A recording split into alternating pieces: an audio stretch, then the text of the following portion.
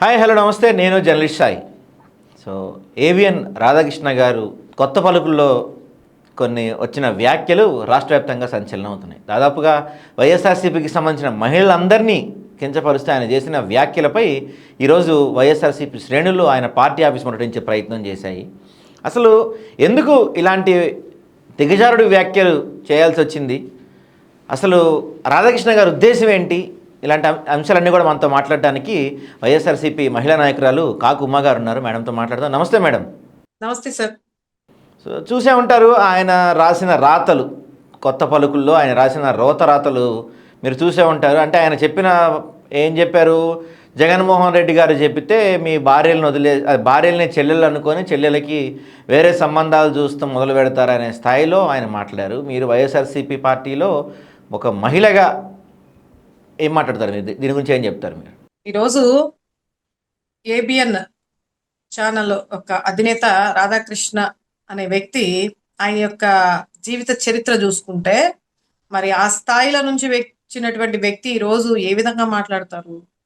Kerosene అమ్ముకొని పేపర్లు అమ్ముకొని వచ్చేటటువంటి వ్యక్తి బ్రోకరిజం చేసుకుంటా మరి మంత్రి స్థానంలో ఉన్న వాళ్ళని ఎమ్మెల్యేలని వాళ్ళని బెదిరిస్తా డబ్బులు డిమాండ్ చేస్తా వాళ్ళకి సపోర్ట్ చేస్తే అతనికి సపోర్ట్ చేస్తే మంచి రాతలు రాస్తా, లేదంటే వాళ్ళపైన తప్పుడు ప్రచారాలు చేస్తా పేపర్ని ఈ రోజు ఈ స్థాయికి తీసుకొచ్చుకొని కొన్ని కోట్లు గడించినటువంటి వ్యక్తి.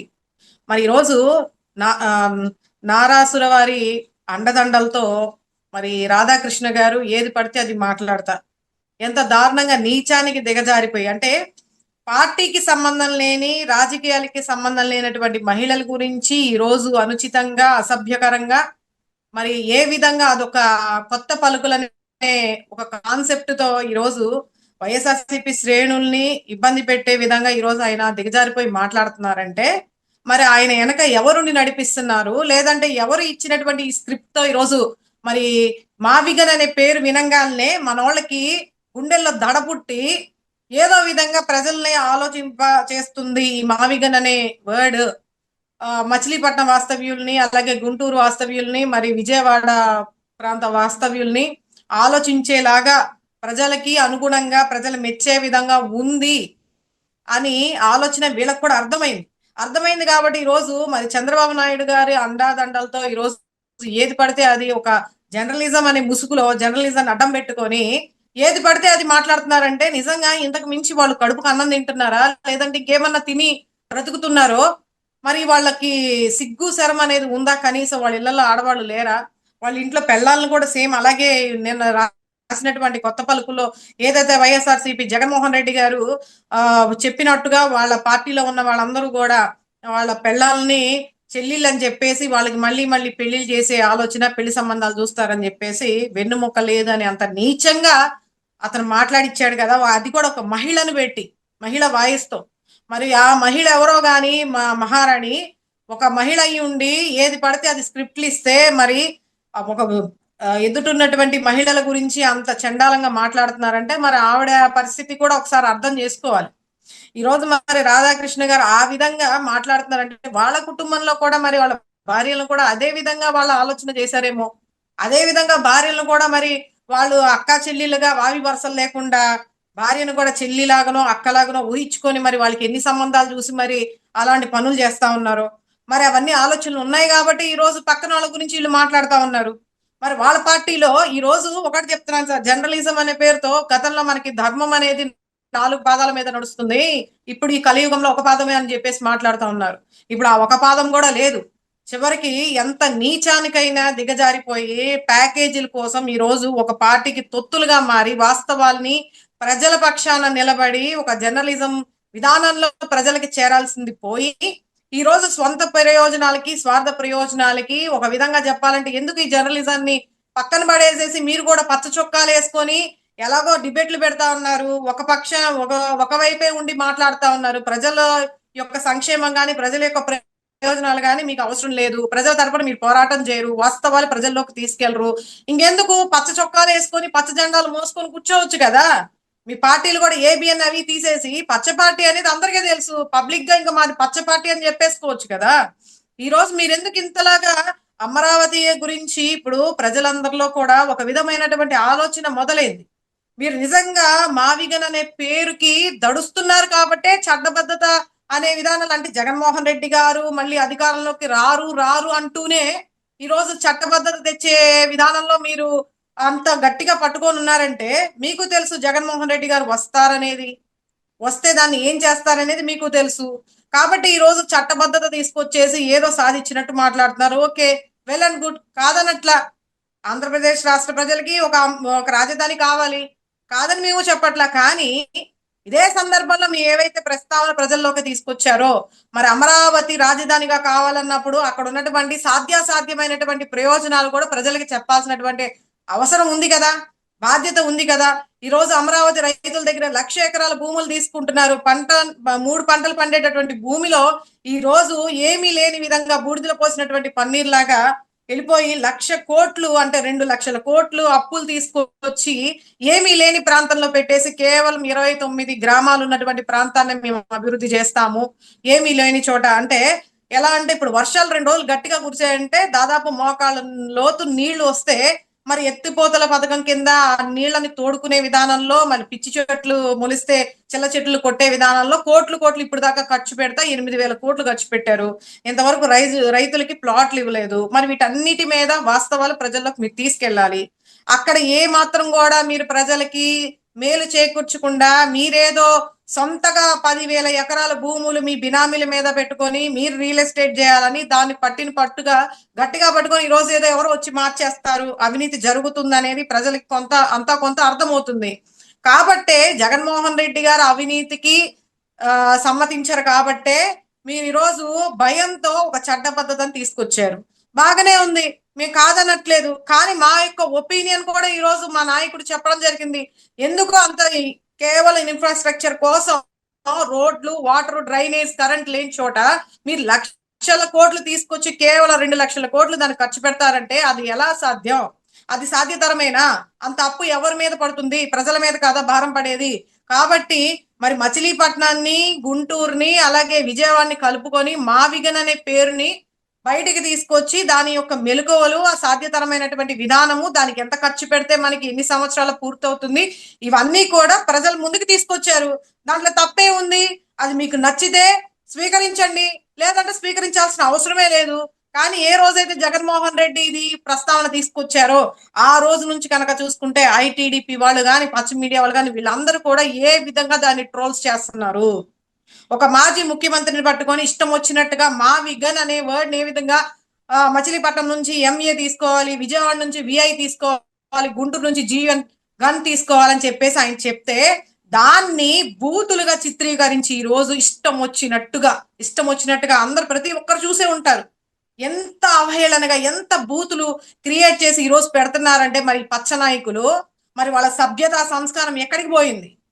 ఇవి చేస్తూ మళ్ళీ ఒక పక్కన తిరస్కరిస్తా, మీకు నచ్చలేదు, మీకు ఎందుకు భయం, దాని గురించి ఎందుకు ప్రస్తావన, దాని గురించి ఎందుకు డిబేట్లు, దాని గురించి మళ్ళీ జగన్మోహన్ రెడ్డి గారిని వాడు వీడు, బుర్ర పని చేయట్లేదు, మతి స్థిమితం లేదు, బుర్రలో గుజ్జు లేదు, ఇవన్నీ ఎందుకు మాట్లాడుతున్నారు? వదిలేయచ్చు కదా.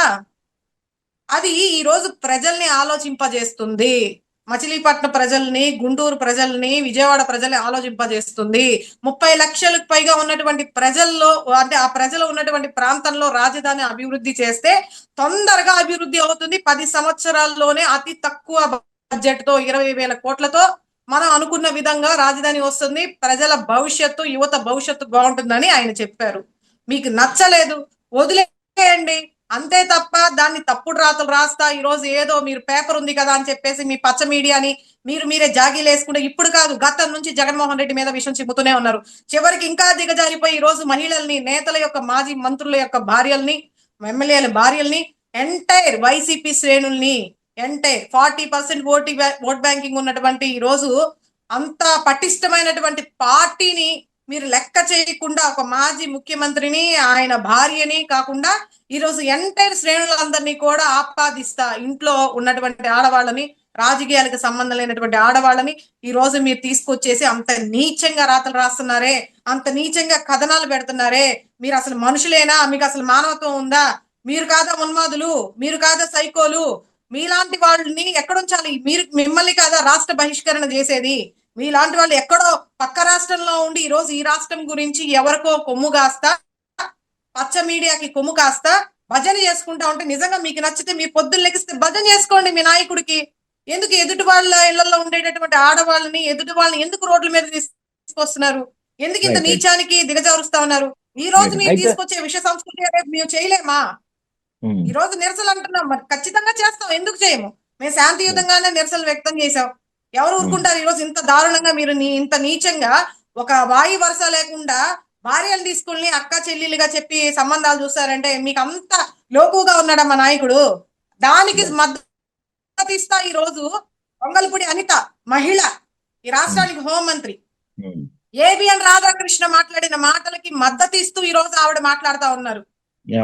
ఆవిడ మాట్లాడుతున్నారు, పవన్ కళ్యాణ్ గారు, చంద్రబాబు నాయుడు గారు, లోకేష్ గారు అందరూ సపోర్ట్ దాడి జరిగిందంట. మరి గౌతు శిరీష అని ఒక ఎమ్మెల్యే, టీడీపీ ఎమ్మెల్యే, ఆవిడైతే లైవ్ పెట్టేసేసి ఈ రోజు ప్రెస్ మీట్ పెట్టి మరి మాట్లాడుతా ఉన్నారు. ప్రజాస్వామ్యం మీద దాడి జరిగిందంట. మరి గతంలో సాక్షి విలేకర, సాక్షి ఆఫీసుల మీద దాడి చేసింది, మీ దాన్ని ఏమనాలి? కేఎస్ఆర్ గారి లైవ్ షో జరిగినప్పుడు పొరపాటున ఒక వ్యక్తి జర్నలిస్ట్ ఆయన అన్నదేముంది? వాస్తవాలు. అమరావతి ప్రాంతంలో వేశ్యలు ప్రాంతంగా అనేది గతంలో ఆర్టికల్ వచ్చింది ఇంగ్లీష్ పేపర్ లో. దాని గురించి అమరావతిలో ఒక నిర్మానుష్యమైన ప్రాంతం, అక్కడ ఆ కార్యకలాపాలు జరుగుతూ ఉండేని దాని మీద ఒక ఆర్టికల్ వచ్చింది. ఆ ఉన్న వాస్తవాన్ని గతంలో ఇలా వచ్చిందని ఆయన ప్రస్తావించారు. సందర్భం వచ్చింది కాబట్టి దాని గురించి టాపిక్ నడుస్తుంది కాబట్టి.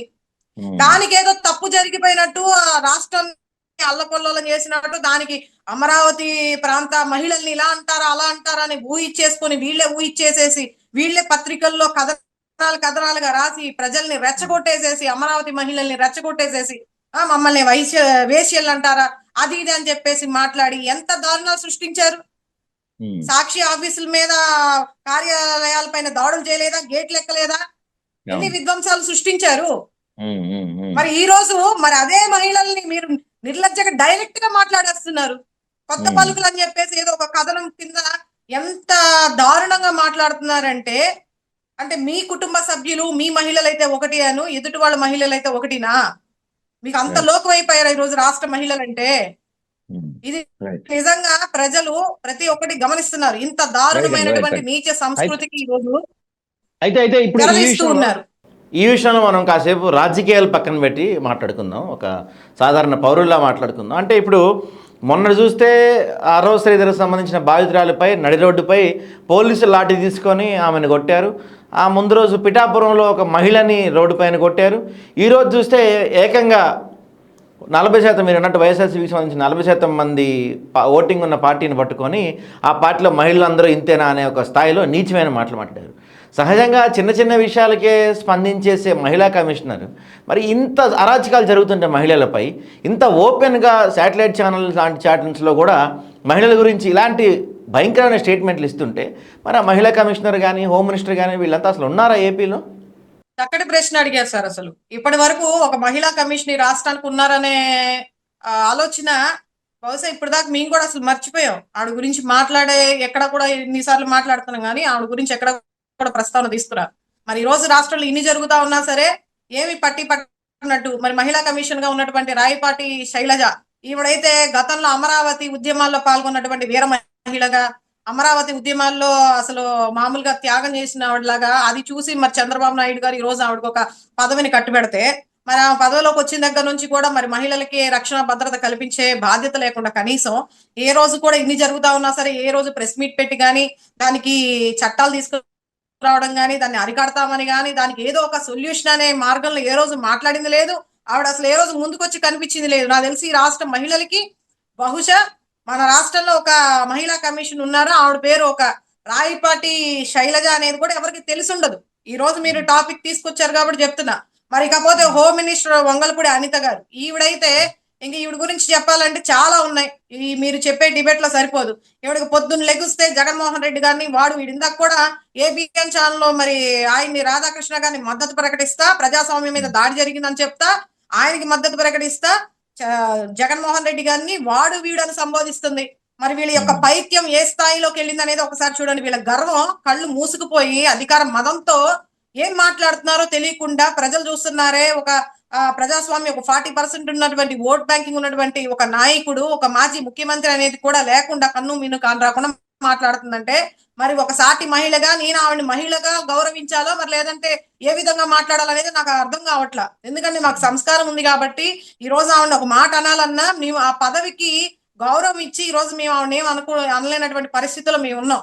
మరి పొద్దున్న లేస్తే జగన్మోహన్ రెడ్డి గారి మీద విరుచుకుపడతా, విష ప్రచారం చేస్తా, వాడు వీడు అని చెప్పి బుర్రుందా, మతి స్థిమితం లేదు, మందులు లండన్ మందులు వాడుకోమని చెప్పి ఎంత ఎటకారంగా ఎంత వ్యంగ్యంగా మాట్లాడటమే ఈమె యొక్క బాధ్యత. ఇంకా వేరే బాధ్యత లేదు. ఈ రాష్ట్రంలో ఎంతమంది మహిళలు ఇబ్బంది పడుతున్నారు, ఎంతమంది మహిళల మీద అత్యాచారాలు జరుగుతున్నాయి, దాడులు జరుగుతున్నాయి. నిన్నగాక మొన్న నడి రోడ్డు పైన ఒక దళిత మహిళ ఒక ఉద్యోగిని వీణాని పట్టుకొని ఆవిడ గత 2 నెలల నుంచి అరవ శ్రీధర్ అనే జనసేన పార్టీ ఎమ్మెల్యే అతని మీద ఆరోపణలు చేస్తే ఆధారాలతో సహా ఆరోపణలు నిరూపిస్తా ఉన్నది ఆవిడ. మరి మీరు ఈ రోజు చట్టబద్ధంగా ఎదుర్కోలేక ఒక పిరికి వాళ్ళలాగా ఈ రోజు భౌతిక దాడులకి తెగబడతా ఉన్నారు.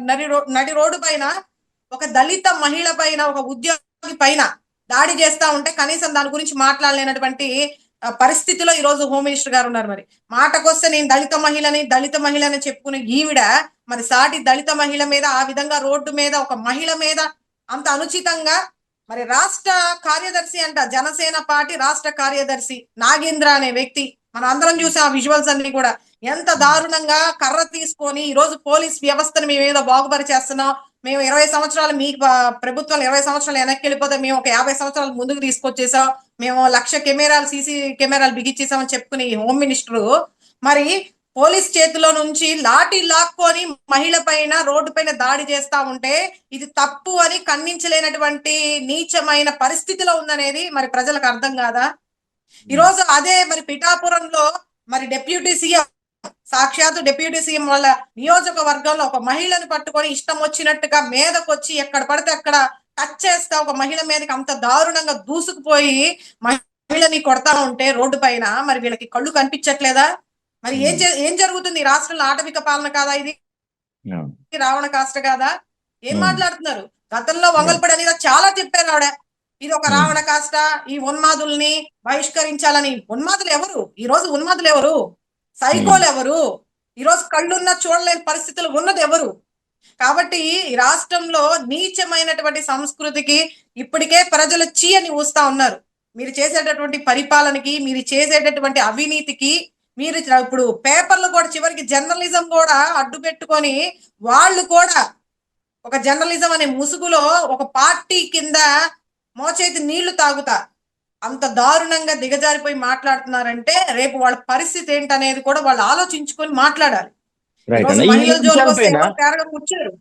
ఇప్పుడు ఈ అంశాలు అంటే వరుసగా మహిళలపై జరుగుతున్న అరాచకాలపై వైఎస్ఆర్సీపీ మహిళా విభాగం తరపు నుంచి ఏదైనా ప్రత్యేక ప్రణాళిక కానీ లేకపోతే అంటే రాష్ట్రంలో మహిళా కమిషనర్ పట్టించుకోవట్లేదు కాబట్టి జాతీయ మహిళా కమిషనర్ కలిసి ఏమన్నా కంప్లైంట్ ఇచ్చే ఆలోచన అట్లా ఏమన్నా ఉన్నారా వైఎస్ఆర్సీపీ వాళ్ళు? ఖచ్చితంగా సార్, ఖచ్చితంగా ఇచ్చే అవకాశం ఉంది. ఎందుకంటే ఈ రోజు మేము ఆడవాళ్ళకి అన్యాయం జరిగిందని చెప్పి మనం వెళ్ళి ఇప్పుడు మహిళా కమిషన్ దగ్గర విన్నవించుకుంటే పట్టించుకునే పరిస్థితిలో లేదు. అలాగే పోలీస్ వ్యవస్థ, పోలీస్ వాళ్ళ దగ్గరికి వెళ్ళి ఆడవాళ్ళు మాకు అన్యాయం జరిగింది, మేము నష్టపోతా ఉన్నాం, మమ్మల్ని బ్లేమ్ చేస్తా ఉన్నారు, మమ్మల్ని ఇలా ఇబ్బంది పెడతా ఉన్నారు మీ నాయకులు అని చెప్పేసి కంప్లైంట్ ఇవ్వడానికి వెళ్తున్నా సరే అక్కడ కంప్లైంట్ తీసుకోలేనటువంటి పరిస్థితి. పైగా తిరిగి ఎవరైతే వెళ్ళి కంప్లైంట్ ఇవ్వడానికి వెళ్తారో వాళ్ళపైనే మళ్ళీ తప్పుడు కేసులు పెట్టి వాళ్ళని ఇబ్బంది పెట్టి వాళ్ళని ఏదో విధంగా వాళ్ళని లొంగపరుచుకునే ప్రయత్నాలు అయితే జరుగుతూ ఉన్నాయి. ఇప్పుడు దాదాపు 23 నెలలుగా ఇదే జరుగుతూనే ఉంది. మరి మనం కిరణ్ రాయల్ అనే వ్యక్తి, జనసేన పార్టీ కిరణ్ రాయల్ అనే వ్యక్తి అవాకులు చవాకులు వేల్తా ఉంటాడు. గతంలో లక్ష్మి అనే వ్యక్తి మహిళ అతని పైన సాక్ష్యాధారాలతో సహా పోలీస్ స్టేషన్ చుట్టూ తిరిగినా సరే ఆమెకి న్యాయం జరగల. ఏదో విధంగా మభ్య పెట్టేసి ఆ విషయాన్ని మళ్ళీ ఏదో విధంగా బయటికి రానియకుండా మరి ఏం చేశారో ఏమో తెలియదు, సస్పెండ్ అని చెప్పారు. మళ్ళీ అతను వచ్చి ఈ రోజు ప్రెస్ మీట్లు పెడతా ఇష్టం వచ్చినట్టు మాట్లాడుతూ ఉన్నాడు. మరి అదే విధంగా మహిళల పైన ఈరోజు జనసేన పార్టీ తీసుకుంటేనే ఎంతో మంది మహిళలు ఈరోజు ఇబ్బంది పడుతూ ఆ పార్టీ వదిలేసి పక్కకు వచ్చినటువంటి పరిస్థితులు కూడా మనం చూస్తా ఉన్నాం. మరి సాక్షాత్తు డిప్యూటీ సీఎం గారు గతంలో మహిళలకి రక్షణ భద్రత కల్పిస్తాం, ఎవరైనా సరే మహిళలకు వెళ్ళి కన్నెత్తి చూసినా వాళ్ళకి తప్పుడు ఆలోచనలు వచ్చినా తాట తీసి కూర్చోబెడతాం అని చెప్పేసినటువంటి ఈయన ఈ రోజు మరి అధికారంలోకి వచ్చిన దగ్గర నుంచి ఫస్ట్ రావడంతోనే సనాతన ధర్మం అయిపోయింది. ఇప్పుడు మౌన వ్రతంలో ఉన్నారు. ఈ మౌన వ్రతం బహుశా నాకు తెలిసి 2029 వరకు కూడా కొనసాగుతుంది అనేది మా యొక్క ఒపీనియన్. ఒకవేళ 15 సంవత్సరాలని వీళ్ళు అనుకుంటూ ఉన్నారు కదా, కలలు కంటూ పగటి కలలు కొంటూ ఉన్నారు కదా, 15 సంవత్సరాల వరకు కూటమి పాలన ఉంటుంది. అని ఈ 15 సంవత్సరాలు ఒకవేళ పొరపాటున ఉండే అవకాశం అయితే లేదు. ఇలాంటి దిక్కుమాలినటువంటి పరిస్థితి గతంలో ఎన్నడూ కూడా చూడనటువంటి పరిస్థితి ఈ రోజు రాష్ట్రంలో అతి నీచమైనటువంటి చిన్న చిన్న మైనర్ బాలికల పైన కూడా అత్యాచారాలు చేసి శవాలు లేకుండా చేస్తా ఉన్నారు. ఇటువంటి పరిస్థితిని ఎవరు కూడా 15 సంవత్సరాలు 20 సంవత్సరాలు ఎవరు కోరుకోరు. ఒకవేళ ఉన్నా కూడా నాకు తెలిసి ఆ 15 సంవత్సరాలు కూడా ఈయన మౌనవ్రతంలోనే ఉంటారు. ఎందుకంటే అధికారంలోకి రాకముందంత వరకు కూడా పాప సినిమాలు వదిలేశారు. మరి జీవితాన్ని సాక్రిఫైస్ చేసేసి జగన్మోహన్ రెడ్డి గారి పైన విరుచుకుపడతా మరి ఎవరికో బినామీలుగా మరి లేదంటే ఎవరిచ్చే ప్యాకేజీలతో మరి రెచ్చిపోయి మాట్లాడారు. ఈ రోజు అధికారంలోకి వచ్చిన తర్వాత కనీసం నోరెత్తకుండా ఆయనకి రావాల్సినటువంటి సకల వైభోగాలన్నీ కూడా అనుభవిస్తున్నారు. మరి ఒక డిప్యూటీ సీఎం గా ఉంది, సీఎం హోదాలో ఆయనకి జరుగుబాటు నడుస్తుంది. మరి అధికారంలోకి వచ్చిన తర్వాత ప్రభుత్వానికి ఉపయోగపడకుండా ప్రజలకు ఉపయోగపడకుండా ఈ రోజు కేవలం సినిమాలు చేసుకుంటా షూటింగ్లు చేసుకుంటా మీరు గమనించినట్లయితే ఈ 22 నెలల్లో ఎన్ని సినిమాలు ఆయన పూర్తి చేసుకొని తెర మీదకి మరి హీరో లాగా ఒక పక్కన హీరో రోల్ ప్లే చేస్తున్నారు, మరో పక్కన డిప్యూటీ సీఎం రోల్ ప్లే చేస్తూ ఉన్నారు. మరి ఈ పరిస్థితులన్నీ కూడా ప్రజలు గమనించుకోవాలి. ఈ రాష్ట్రంలో లా అండ్ ఆర్డర్ లేదు, మహిళలకి రక్షణ భద్రత అనేది లేదు. కాబట్టి మీరు చెప్పినట్టుగా మా వైసీపీ మహిళలందరూ కూడా ఖచ్చితంగా వీటన్నిటిపైన మేము చర్యలు అయితే తీసుకుంటాం. లీగల్ గా వెళ్లే ప్రయత్నాలు అయితే ఖచ్చితంగా చేపడతాం. ఎందుకంటే ప్రభుత్వం వచ్చిన కొత్తల్లోనే ఢిల్లీకి వెళ్లి ఇక్కడ జరుగుతున్నటువంటి అన్యాయాలు, హత్యలు ఇవన్నీ కూడా మేము అక్కడ ఫోటోషాప్ కింద ఒక ప్రదర్శన కూడా మేము ఇవ్వడం జరిగింది ఢిల్లీలో స్టార్టింగ్ లోనే వచ్చిన 2-3 నెలలకే. కాబట్టి వీళ్ళలో ఏ మాత్రం కూడా మార్పు అనేది లేదు. కూటమి నాయకుల్లో ఏ మాత్రం కూడా మార్పు లేదు.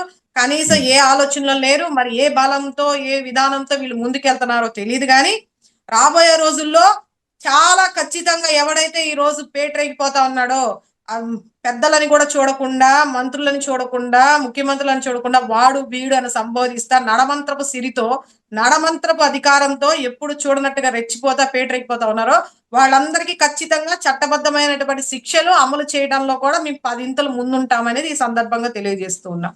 రైట్. థ్యాంక్ యూ అండి.